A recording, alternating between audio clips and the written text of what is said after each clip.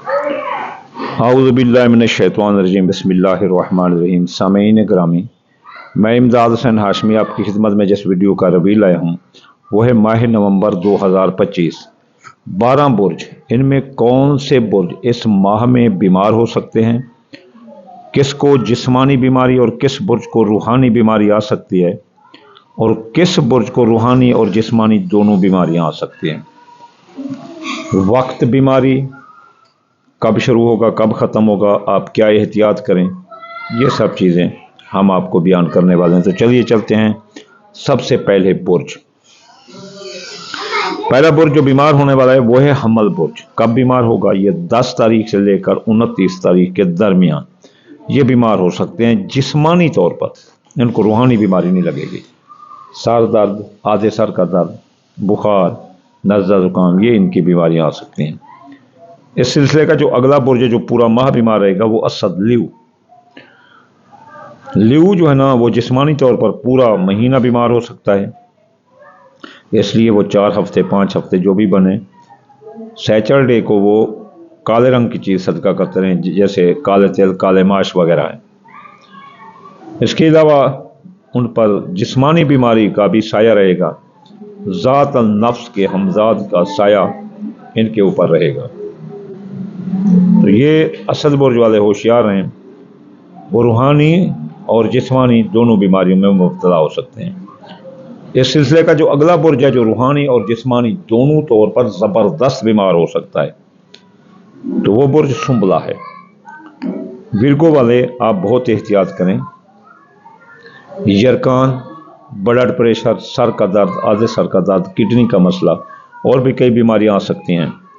آپ پر سایہ، جادو، نظرات یہ بھی آئیں گے اور جسمانی بیماریوں میں بھی آپ مبتلا ہو سکتے ہیں۔ تو پورا ماہ آپ جو ہے نا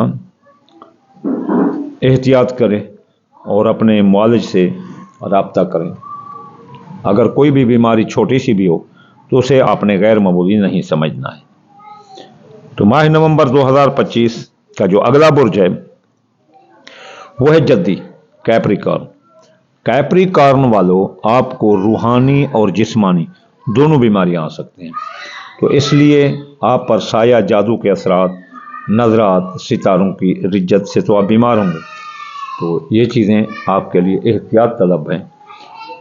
آپ کوئی بھی بیماری آئے، چھوٹی سی بھی ہو، اسے معمولی نہ سمجھیں، اپنا چیک اپ کرائیں، روحانی جسمانی دونوں چیک اپ کرائیں۔ جسمانی چیک اپ تو آپ کو پتہ ہے، روحانی چیک اپ یہ ہے کہ زیچہ بنوا کر اس کا خانہ نمبر 6، 8 اور 12 دیکھو، 6 مرض، 8 موت اور 12 نظرات دشمن ہوتے ہیں۔ تو یہ جدی برج والوں کے لیے آتے ہیں۔ اس سلسلے کا جو اگلا برج ہے وہ حوت برج ہے، پیشیس۔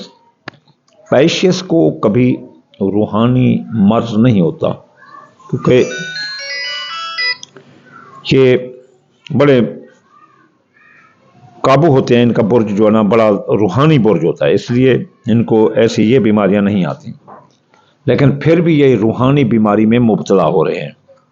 تو پورا مہینہ یہ احتیاط کریں، ان کو روحانی بیماری آ سکتے ہیں، نظرات آ سکتے ہیں، سایہ جادو کے اثرات آ سکتے ہیں اور نظر بد لگ سکتی ہے، تو اس لیے یہ حوت برج والے بھی احتیاط کریں۔ ان میں سب سے زیادہ جن کو خطرہ ہے وہ اسد برج، سنبلہ برج اور جدی برج، یہ 3 برج زیادہ بیمار ہو سکتے ہیں، اس لیے یہ بہت احتیاط کریں۔ اب کیا ہے اس کے لیے؟